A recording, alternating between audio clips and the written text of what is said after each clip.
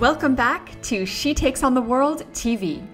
I'm your host, Natalie McNeil, and this is the Kwik Habits series with world-renowned memory and brain performance expert, Jim Kwik. Let's dive into today's habits.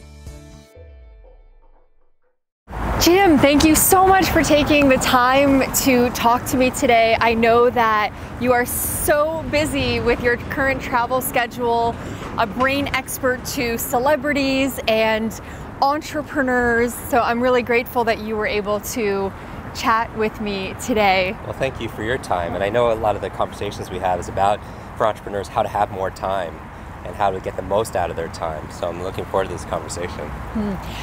I know that for you, starting off in learning how to learn all of these techniques, these processes that you've developed, came from a traumatic brain injury that you had as a child. Can you share more about what that was and how it led you down the path of learning techniques and everything that you do today? So I guess when people see me at conferences and speak on stage, they see me memorize like 100 people's names forwards and backwards, or 100 random words or numbers. And I always tell people, I don't do this to impress you, I do this to express to you what's really possible. Because the truth is, everyone who's here with us watching this could also do it, regardless of their age or their background, their personal history, or their IQ. We just aren't taught how to do that. And if anything, we were taught a lie that our memory, our intelligence, our potential is fixed like our shoe size. And we found with research is that it's absolutely not true. We are grossly underestimating the power of the human mind. And I know this because I grew up with learning challenges. When I was 5 years old, I had a very bad head injury, brain damage, and I couldn't learn things like everybody else. And I struggled all through school. I didn't have focus. I really understand what people were talking to me about. And my memory was really shot also, and it actually took me an extra few years just to learn how to read. And so struggling all through school, I thought it was interesting because school teaches you what to learn, math, history, science, Spanish, but there are not a lot of classes on how to learn, how to concentrate, how to focus, how to solve problems, how to think for yourself, how to remember things. And I always thought that it should have been the 4th R in school, reading, writing, arithmetic, and then remembering. Because without remembering, Socrates says, there's no learning without remembering. And I think two of the most costly words in business are I forgot. I forgot to do it, I forgot to bring it, I forgot that conversation, I forgot that person's name. And those are all the kind of the supervillains, if you will. And so I like to help people, busy people, to be able to tap into more of their brain, to be able to read faster, improve their focus, improve their memory so that they could get more done, have more peace of mind, and more productivity. I know that we all want more of that as entrepreneurs. And I want to go back to this whole concept of remembering and some of your memorization techniques. So you're saying that you're on stage and you can remember 100 people's names, and you're also saying that you believe everybody has the capacity to do that. So what would some of your tips be for anyone to be able to remember more? Remember names. Yeah. I mean, the good news is about 1/3, people always ask about their biology or their age, and I would say 1/3 of your memory is predetermined by genetics and biology, but 2/3 is completely in your control. And that's really, really exciting. But when it comes to improving your memory, like remembering people's names, I teach people a framework that I call MOM.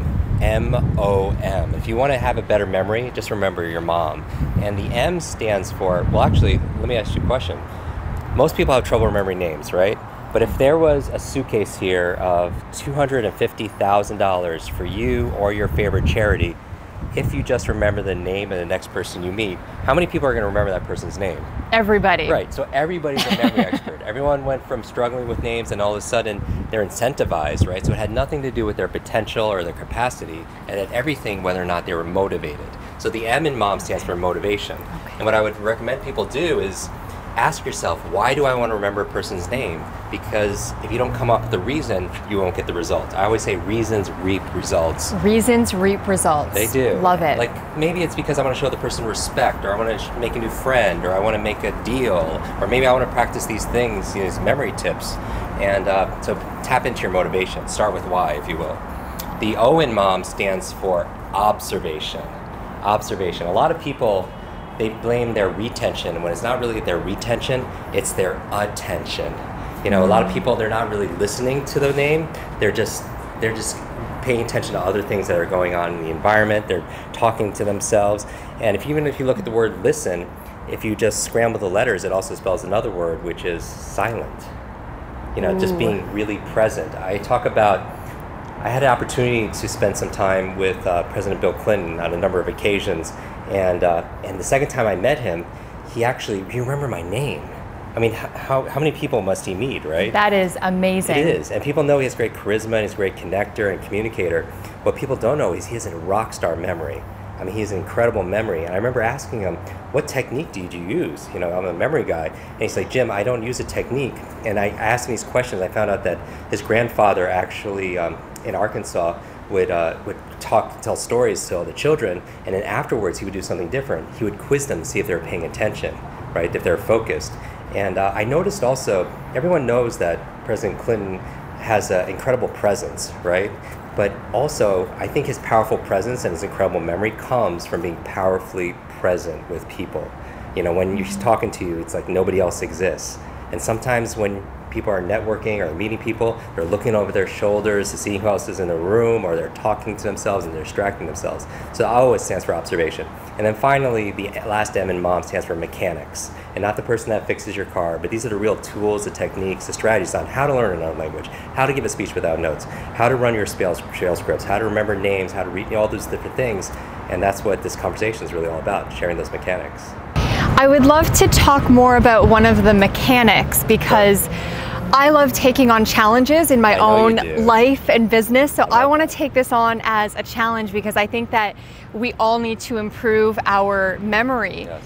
And what can I do so I'll give to you get better? Some very simple steps. I want you to remember to be suave. Be suave. Be suave. So next time you're at a networking event or a conference, look in the mirror. You can check your makeup, and people can check their clothing, and then just say, I'm going to be suave. I'm going to be suave. Yeah. So the B stands for believe, right? Believe. Because a lot of people have negative self-talk, and that, oh, my memory is so bad, oh, I can't remember names. And the problem is when you say those things to yourself, it becomes an unconscious program for your brain to run. So you want to eliminate the negative self-talk, right?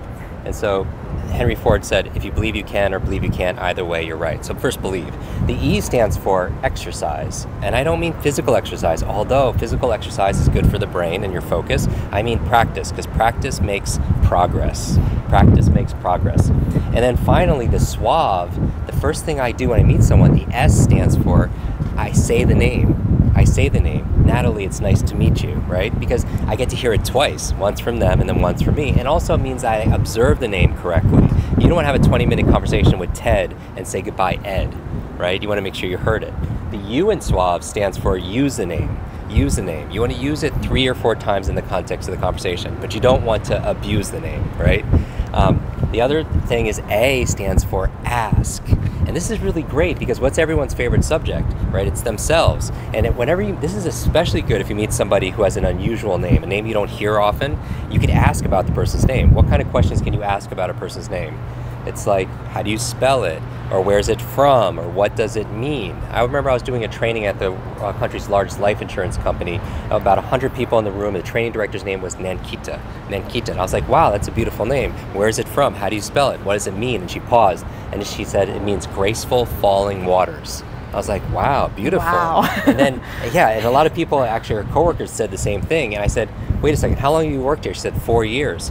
And I was like, with all these people? I said, yeah, many of them were my good friends at my wedding. And I said, how many people knew that's what her name meant? And I have a room full of 100 people. Guess how many people raised their hand? 0. None. So wow. A name is the sweetest sound to a person's ears, so you want to be able to remember the name. So ask about a name. And then finally, the V and the E in suave, the V stands for visualize. Visualize. And what do I mean by that? How many people are much better with faces than they are with names? Right? You go to somebody and say, I remember your face, but I forgot your name. You never go to someone and say the opposite. You never go to someone and say, I remember your name, but I forgot your face, right? That's right. And so there's a Chinese proverb that goes, what I hear I forget, what I see I remember, and what I do I understand. What I hear I forget, I heard the name, I forgot the name. What I see I remember, I saw the face, I remember the face. And what I do, going back to exercise, I understand. And so you want to be able to visualize the person's name, meaning that if a person's name is Mark, For a split second, imagine you're putting a check mark on their forehead, right? And or if a person's name is Matt, imagine you're using their tie as a doormat. And it sounds a little childish, but who are the fastest learners? Children, right? They use their imagination. They make fun of it, right? If a person's name is Carol, you could picture what? Like Carol, like singing. Right. Singing Imagine she's just going to the Christmas carols, right? A person's name is Mary. You can imagine she's holding 2 lambs. Mary had a little lamb. Exactly. Yeah, And then here's mind. the key to memory. Information combined with emotion becomes a long-term memory. Ooh, say that again. Information combined with emotion becomes a long-term memory. And you know that because is there a song that'll take you back to when you're a child? Is there a food, right? Is there a fragrance and it takes you back? And so emotion tied to information helps you to remember things. And so how do you add emotion into your memories? And so visualization, you could add humor, you can make it fun and playful.